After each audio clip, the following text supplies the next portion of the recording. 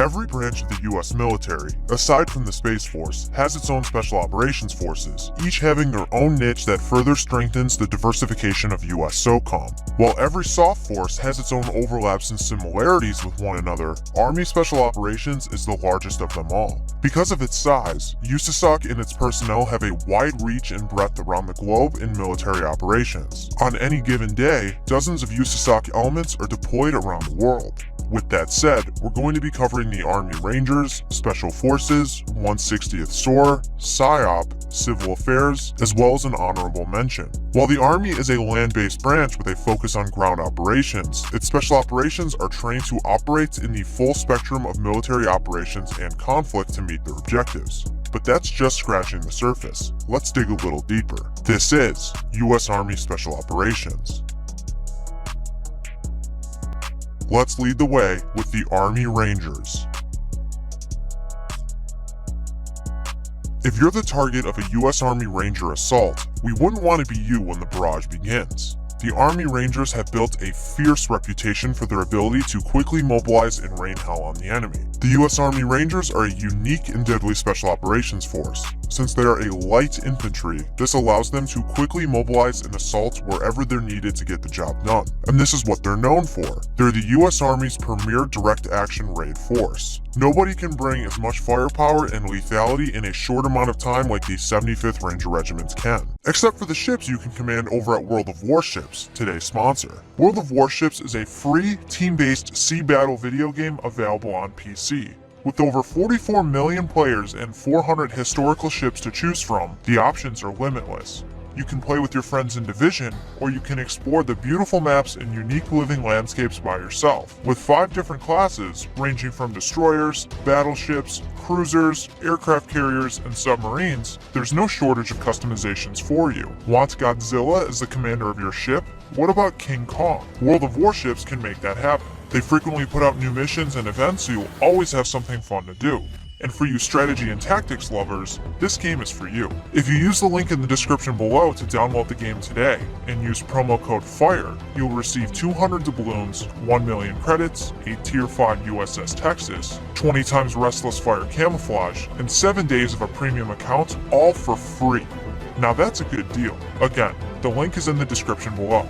Now back to Army Rangers. As a lethal, agile, and flexible fighting force, the Army Rangers are capable of conducting many complex joint special operations missions. With that said, their 3 main missions are Special Operations Raids, Forcible Entry Operations, and Special Reconnaissance. Each Ranger Battalion is combat ready and prepared to fight United States adversaries, being able to deploy within 18 hours of notification. In fact, in recent history, there's almost always a battalion deployed. At the end of 2021, the Rangers passed over 7,000 days of unbroken combat operations. That's insane. What also makes the Rangers unique is their diverse skill sets and backgrounds that make up the regiment. Unlike other special operations entities, the Army Rangers take a wide range of MOSs and put them through the same selection process, where they earn their title and place as an Army Ranger and continue to do their job, just under the 75th Ranger Regiment. That means that there are infantrymen, medics, intelligence, and even cooks, all serving as Army Rangers and getting the job done. Their mottos, Rangers Lead the Way, and Sua Sponte, translated to of their own accord, are a testament to their leadership,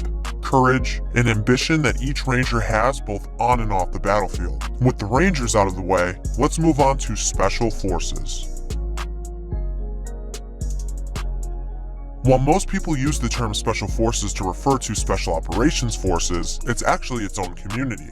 U.S. Army Special Forces, also known as the Green Berets, because they wear green berets, are experts of foreign internal defense and unconventional warfare. Special Forces soldiers are elite teams of soldiers consisting of mature, intense, highly trained operators. To put things very simply, each Green Beret knows another language or two, and depending on which they know, get placed in that geographical area for long periods of time to work with the locals and train them up to fight on their own. Because of that, SF members work closely together and rely on one another under isolated circumstances for long periods of time, and can have some very long deployments. So in layman's terms, what does this look like in a practical sense? Essentially, Green Berets can be in South America training military police to fight drug cartels, or assembling guerrilla armies in Vietnam. That's what foreign internal defense is. They operate in 12-man teams, called Operational Detachment Alphas, or ODAs, each of whom has a specific function on the team. However, all members of an ODA conduct cross-training,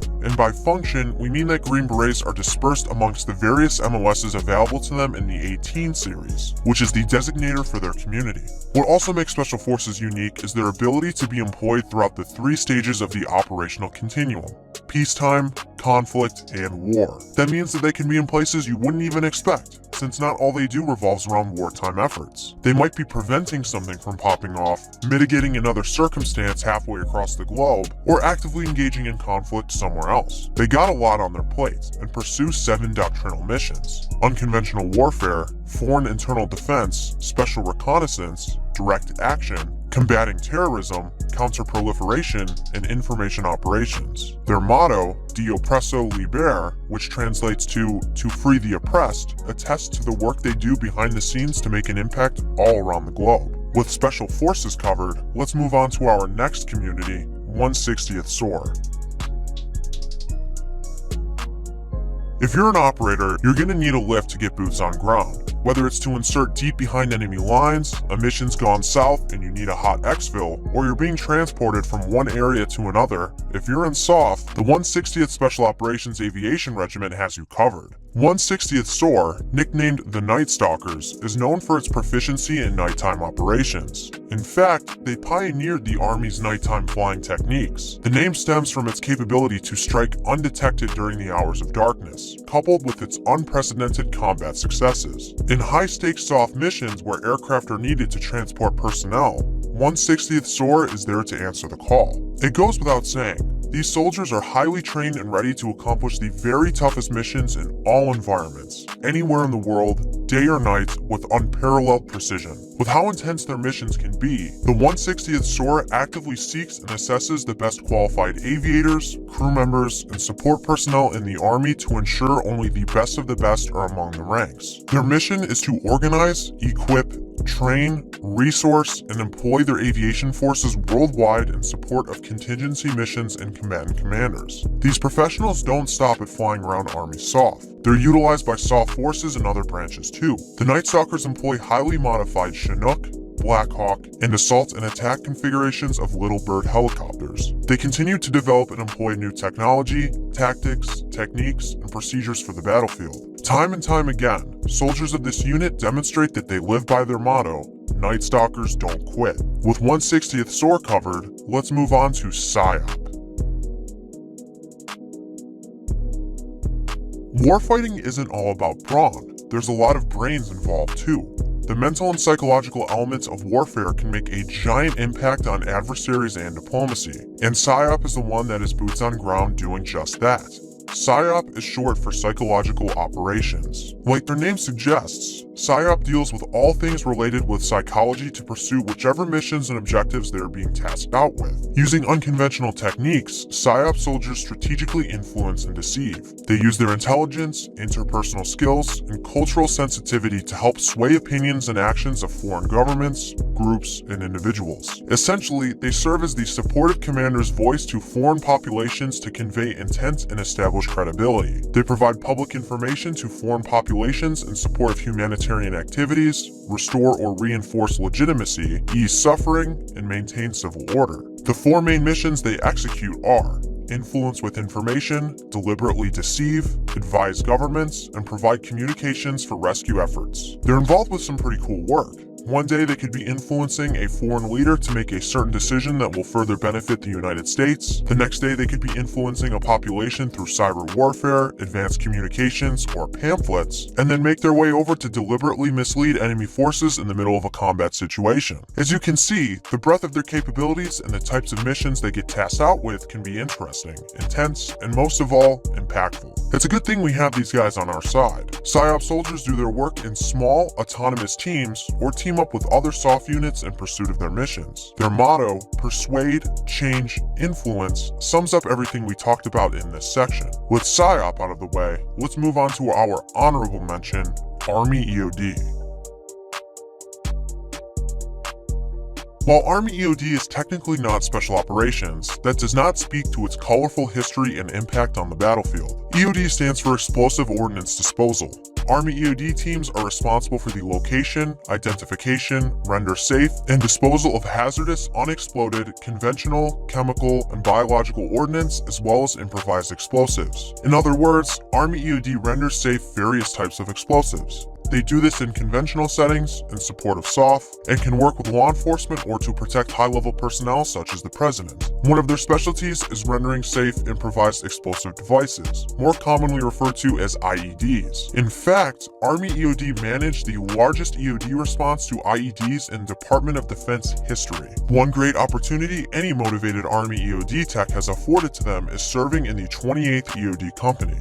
The 28th is a dedicated force that supports Army Special Operations Forces. They're charged not only to be the best, but to compete with the best and to win. Deploying more frequently than any other EOD company, and only one of the 3 EOD companies that's on an active airborne status, a lot is asked out of those in this company. The higher operational tempo incurred from supporting special operations requires them to be trained up not only in what they do as EOD techs, but a lot of the fundamentals of being a SOF operator. Additionally, these missions often require them to work faster and with less equipment, making their job, which is already dangerous enough, even more complex and hazardous. A lot of EOD techs get lots of equipment, trucks, and robots to assist them. Not these guys. Working with SOF, they gotta carry as little as possible. Ounces equals pounds, and pounds equals pain. SOF or not, Army EOD technicians are a highly respectable community that plays an important part in both conventional and special operations missions. Always remember, support in SOF is just as important.